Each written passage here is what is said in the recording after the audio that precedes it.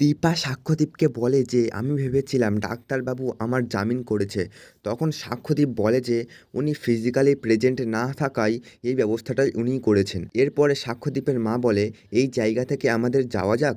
একটু পরে সাক্ষ্যদীপ জয়ীর কানের দুল দীপাকে দিয়ে বলে যে আপনার জামিনের জন্য আমার মেয়ে নিজের কানের দুল খুলে দিয়েছে। দীপা বলে ঠিক যেন আমার মেয়ে রূপা। এরপরে পুলিশ দীপাকে বলে যে আপনি জামিন পেয়েছেন, কিন্তু এই শহর ছেড়ে আপনি কিন্তু যেতে পারবেন না। এরপরে দীপা বলে যে আমি প্রথমে বিগ বংয়ে যাব, তারপরে আমি বাড়িতে যাব, আমার কিছু হিসাব মিলছে না।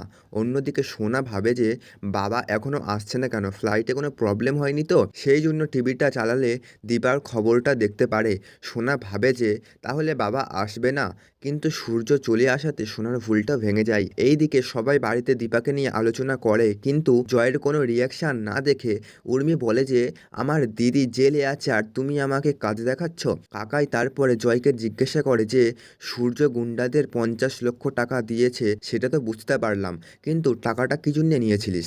তখন জয় বলে যে তোমরা সবাই দাদাই আর বৌদিদির সম্পর্কটা ঠিক করতে ব্যস্ত হয়ে গেলে আমি ব্যবসা একা সামলাতে পারছিলাম না, সেই জন্য আমার উপরে অনেক চাপ ছিল। কাকাই বলে তাহলে তুই স্বীকার করছিস যে তোর উপর অনেক চাপ ছিল? তারপরে জয় ঘরে এসে একা বসে কান্নাকাটি করলে উর্মি বলে আমি কিছু একটা শুনতে পারলাম, তুমি আমার দিদির কাছে ক্ষমা চাইছো, কেন চাইছো? আমি জানি তুমি কিছু একটা জানো। জয় বলে যে দীপকে এর পর থেকে কিন্তু একা কোথাও ছাড়বে না। উর্মি বলে কেন কেন ছাড়বো না, গুন্ডাদেরকে তো পয়সা দিয়েই দিয়েছে। তখন কাকা এসে জয়কে বলে যে সূর্য যখন গুন্ডাদেরকে টাকা দিয়েই দিয়েছে তাহলে তোর চাপটা কিসের? তার মানে তুই নেকলেসটা চুরি করে দীপার ব্যাগে দিয়ে দিয়েছিস? ইউ স্কাউন্ড্রেল, আমি সবাইকে জানাবো। জয় বলে যে তুমি কাউকে জানাবে না। তখন কাকাই বলে কেন জানাবো না, তোর জন্য দীপা জেলে পচে মরবে। বাড়িতে আসতেই অনুজা দীপাকে অপমান করতে শুরু করে যে তোমার জন্য আমাদেরকে সহজে না থাকতেও আমাদের নাম কিরকম হেডলাইন্সে উঠছে। তখন উর্মি বলে যে যখন দাদাই আর মিশকার সম্পর্কটা গোটা টেলিভিশনে দেখানো হয়েছিল তখন তো সেই অসম্মানটা শুধু আমার দিদিকেই সহ্য করতে হয়েছে। তো বন্ধুরা, অনুরাগের ছোঁয়ার পরবর্তী এপিসোডগুলি দেখতে চ্যানেলটি